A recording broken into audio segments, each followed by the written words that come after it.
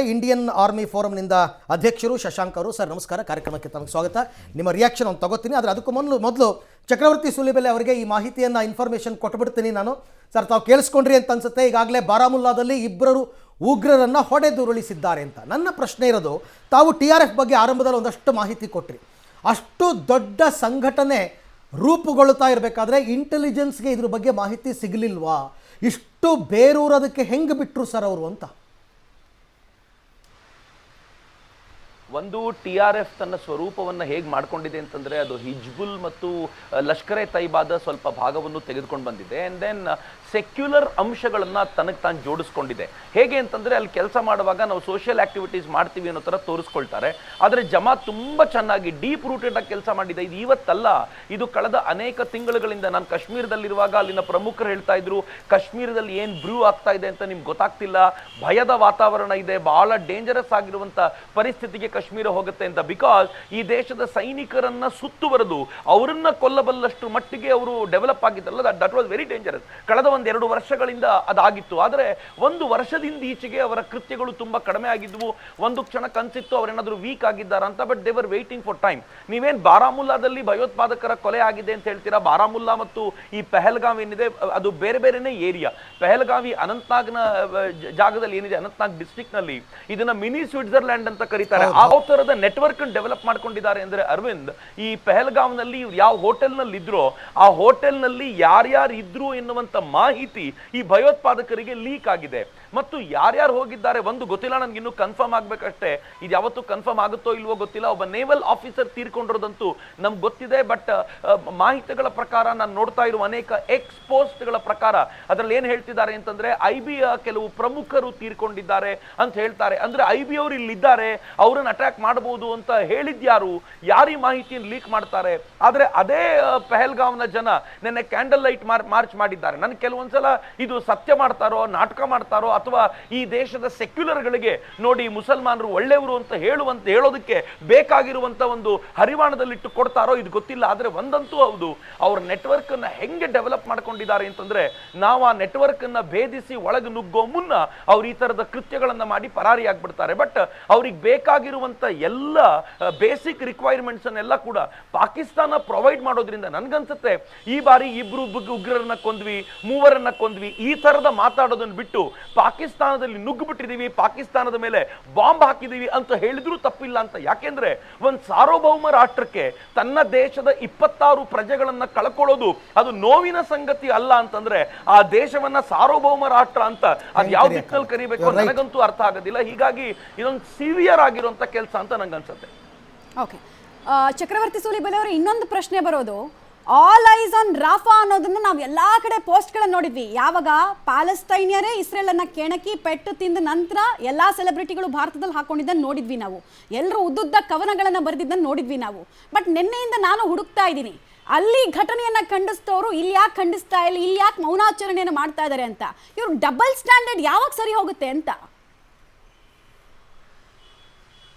ಈ ಸೆಕ್ಯುಲರ್ ಭೂತ ಭಾರತೀಯರ ತಲೆಗೆ ಏರ್ಬಿಟ್ಟಿದೆಯಲ್ಲ, ಇದು ಹೆಂಗಿದೆ ಅಂತಂದ್ರೆ, ಮುಸಲ್ಮಾನರನ್ನ ಬೈದೇ ಇರೋದು. ಅವ್ರು ಟೆರರಿಸ್ಟ್ ಆಕ್ಟಿವಿಟಿ ಮಾಡಿದ್ರು ಕೂಡ ಅದ್ರ ಬಗ್ಗೆ ನಾನು ಆಸ್ ಅ ಹೋಲ್ ಮುಸಲ್ಮಾನರನ್ನ ಬೈಬೇಕು ಅಂತ ಹೇಳೋದಲ್ಲ.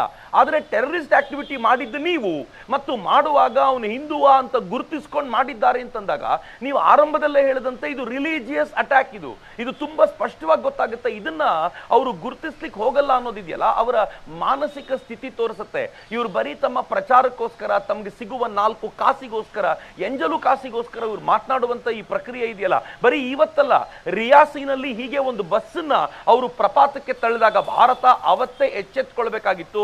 ಅವತ್ತೇ ಭಾರತ ರೆಡಿಯಾಗಿ ಇವ್ರಿಗೆ ಏನ್ ಮಾಡಬೇಕೋ ಮಾಡಬೇಕಿತ್ತು. ಆದ್ರೆ ನಾನು ಇಂಟೆಲಿಜೆನ್ಸ್ ಬ್ಯೂರೋಗೆ ಒಂದು ರೆಸ್ಪೆಕ್ಟ್ ಕೊಡೋದು ಯಾಕೆ ಅಂತಂದ್ರೆ, ಈ ತರದ ಒಂದು ಪ್ರಕರಣ ನಡಿಬೇಕು ಅಂತಂದ್ರೆ ಅದರ ಹಿಂದಿನ 100 ಪ್ರಕರಣಗಳನ್ನ ಅವರು ತಡೆದಿರ್ತಾರೆ, ಅದಕ್ಕೆ ಸಂಬಂಧಪಟ್ಟವರನ್ನ ಅವರು ಮಟ್ಟ ಹಾಕಿರ್ತಾರೆ. ಬಹುಶಃ ಇಲ್ಲಿರುವಂತ ಆರ್ಮಿ ಆಫೀಸರ್ ಅದನ್ನ ಅಷ್ಟಂತೂ ಹೌದು, ಈ ದೇಶದ ಸೆಲೆಬ್ರಿಟಿಗಳು ಯಾರಿದ್ದಾರೋ ಅವರೆಲ್ಲರೂ ಕೂಡ ಹಿಂದುತ್ವದ ವಿರೋಧ ಇರುವಂತ ಸಂಗತಿಗಳು ಬಂದಾಗ ಬಹಳ ಬೇಗ ತಾವು ರಣಾಂಗಣಕ್ಕೆ ಬಂದು ಧುಮುಕ್ತಾರೆ. ಆದ್ರೆ ಯಾವಾಗ ಹಿಂದುತ್ವವೇ ಸಂಕಟದಲ್ಲಿರುತ್ತೋ ಆಗ ಮಾತ್ರ ಫೆವಿಕಾಲ್ ಕುಡಿದು ಬಾಯಿ ಮುಚ್ಕೊಂಡು ಕೂತಿರ್ತಾರೆ. ಇವರುಗಳಿಗೆಲ್ಲ ಸರಿಯಾದ ಪಾಠ ಇವತ್ತೂ ಆಗೋದಿಲ್ಲ. ಆದ್ರೆ ನೆನ್ಪಿಟ್ಕೊಳ್ಳಿ, ನಾನು ಈಗಲೂ ಹೇಳ್ತೀನಿ, 2 ದಿನಗಳ ಕಾಲ ಜನರ ಈ ಭಾವನೆಗಳು ತೀವ್ರವಾಗಿರುವಾಗ ಅವರು ಸೈಲೆಂಟ್ ಆಗಿರ್ತಾರೆ. ಇನ್ನೊಂದು 2 ದಿನ ಕಳೀಲಿ, ಆನಂತರ ನಿಧಾನವಾಗಿ ಅವರು ಅದೇ ಟೆರರಿಸ್ಟ್ಗಳ ಪರವಾಗಿ ಮಾತನಾಡ್ಲಿಕ್ಕೆ ಶುರು ಮಾಡ್ತಾರೆ, ಕಾಶ್ಮೀರಿಗಳ ಪರವಾಗಿ ಮಾತನಾಡ್ಲಿಕ್ಕೆ ಶುರು ಮಾಡ್ತಾರೆ, ಪೆಹಲ್ಗಾವ್ನ ಜನರ ಪರವಾಗಿ ಮಾತನಾಡ್ಲಿಕ್ಕೆ ಶುರು ಮಾಡ್ತಾರೆ, ಅಲ್ಲಾಗಿರೋ ಘಟನೆಗೂ ಕರ್ನಾಟಕಕ್ಕೂ ಕನೆಕ್ಟ್ ಮಾಡಬೇಡಿ ಅಂತ ಹೇಳುವಂತ ಪ್ರಯತ್ನ ಮಾಡ್ತಾರೆ.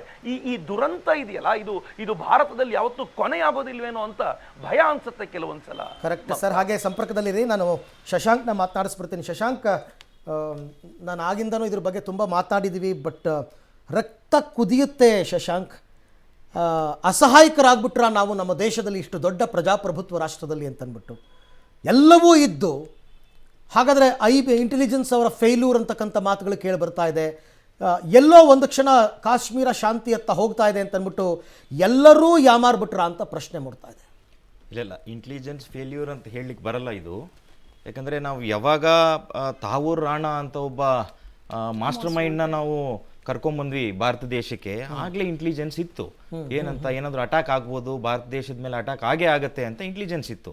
ನೋಡಿ, ಈ ಪಹಲ್ಗಾಮ್ ಅನ್ನೋ ಪ್ರದೇಶನ ಫಸ್ಟ್ ನಾವು ನೋಡಬೇಕು, ಅರ್ಥ ಮಾಡ್ಕೊಬೇಕು ಯಾಕೆ ಇಲ್ಲೇ ಆಯಿತು ಅಂತ. ಈ ಪ್ರದೇಶದಲ್ಲಿ ನಿಮಗೆ ಸಾಕಷ್ಟು ಅರಣ್ಯ ಭೂಮಿ ಇದೆ, ಫಾರೆಸ್ಟ್ ಲ್ಯಾಂಡ್ ಇದೆ, ಒಂದು ಕಡೆ ಹಿಲ್ ಸ್ಟೇಷನ್ ಇದೆ. ಎಲ್ಲ ಕಡೆಗೂ ನಿಮಗೆ ಕಾರು ಇನ್ನೊಂದು ಮತ್ತೊಂದು ಹೋಗ್ಲಿಕ್ಕೆ ಆಗಲ್ಲ. ನೀವು ಬೈ ವಾಕೇ ಹೋಗ್ಬೇಕು, ಹೋದ್ರೆ ಬೈ ವಾಕ್ ಹೋಗ್ಬೇಕು, ನಡ್ಕೊಂಡು ಹೋಗ್ಬೇಕು, ಇಲ್ಲ ಅಂದ್ರೆ ಕುದುರೆನ ಏರಿ ನೀವು ಹೋಗ್ಬೇಕಾಗತ್ತೆ. ಇಂಥ ಪ್ರದೇಶನ ಇವರು ಟಾರ್ಗೆಟ್ ಮಾಡ್ತಾರೆ. ಈಗ ನಾವು ಉರಿ ಸೆಕ್ಟರ್ ನೋಡಿದ್ದೀವಿ, ಅನಂತನಾಗ್ ಡಿಸ್ಟ್ರಿಕ್ಟ್ ನೋಡಿದ್ದೀವಿ, ಬಾರಾಮುಲ್ಲಾ ನೋಡಿದ್ದೀವಿ, ಪಹಲ್ಗಾಮು. ಈ ರೂಟ್ ನಾವು ನೋಡಿದಾಗ, ಈ ಸ್ಟ್ರೆಚ್ ನೋಡಿದಾಗ ಸಾಕಷ್ಟು ಅರಣ್ಯ ಪ್ರದೇಶ ನಮ್ಮ ಭಾರತ ದೇಶ ಮತ್ತು ಪಾಕಿಸ್ತಾನಕ್ಕೆ ಅಂಟ್ಕೊಂಡಿರುವಂಥ ಪ್ರದೇಶ ಆಗಿರುತ್ತೆ. ಸೊ ಈ ಪ್ರದೇಶದಿಂದ ಒಳನುಗ್ಗಿ ಅವರು ಬೇಕಂತಾನೆ, ಯಾಕಂದರೆ ಇಲ್ಲಿ ಭಾಳಷ್ಟು ಟೂರಿಸ್ಟ್ ಬರ್ತಾರೆ. ಈ ಪಹಲ್ಗಾಮ್ಗೆ ನಾನು ಕೂಡ ಹೋಗಿದ್ದೀನಿ.